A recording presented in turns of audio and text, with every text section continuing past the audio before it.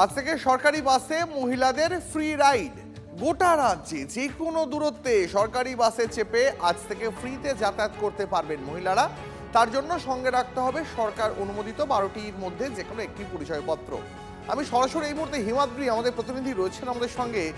হিমাদ্রি, তুমি যেখানে রয়েছো সেই মহিলারা, তোমার সঙ্গে যারা রয়েছেন সেই মহিলারা আজকে থেকে সরকারি বাসে ফ্রিতে যাতায়াত করতে পেরে কতটা খুশি? সিউড়ি প্রেসিডেন্ট সুনয়ন ভান্ডারী এবং আমাদের সিউড়ি দেখো, এই মুহূর্তে আমি রয়েছি বীরভূমের সিউড়ি বাস স্ট্যান্ড চত্বরে। প্রথমে এই বাস স্ট্যান্ড চত্বরে ছবিটা দেখাবার চেষ্টা করব।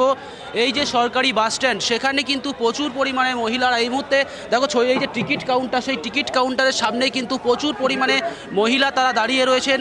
কথা বলার চেষ্টা করব যে কয়েকজন রয়েছে। বলছি, আজ থেকে তো সরকারি বাসে ভাড়া লাগছে না, কতটা খুশি? খুব খুশি।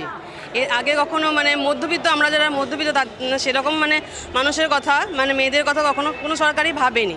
এই প্রথম এই সরকার যে আমরা সবাই, আমাদের কোনো কিছু হলেই আমাদের বাবার কাছে, স্বামীর কাছে হাত পাততে হয়, এটা হওয়াতে আমাদের ভীষণ আনন্দের বিষয়। এটা একটা। আজকে তো টিকিট কাটতে হচ্ছে না? না না টিকিট কাটতে হচ্ছে? হ্যাঁ, না না আর টিকিট লাগছে না। হ্যাঁ, ভীষণ খুশি। সরকারের পদক্ষেপ কি বলবেন? সরকারের পদক্ষেপ খুবই ভালো। সরকার দারুণ পদক্ষেপ নিয়েছেন, আমাদের মহিলাদের জন্য এত চিন্তা ভাবনা করছেন, আরও ভবিষ্যতেও করবেন। আমরা ভীষণ খুশি। আপনিও তো রয়েছেন এখানে টিকিট কাউন্টারের সামনে। বলছি, এই যে পদক্ষেপ সরকারের, কি বলবেন?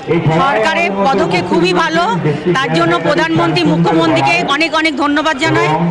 এখানে এসেছিলাম টিকিট কাটার জন্য, তো আমাদের মহিলাদের টিকিট লাগবে না বললো। এখন যেহেতু একটা কার্ড দেবে, সেই কার্ডটা এখনো দেয়নি, এখন আধার কার্ড নিয়ে মহিলারা যাতায়াত করতে পারবে। একেবারে হিমাদ্রি।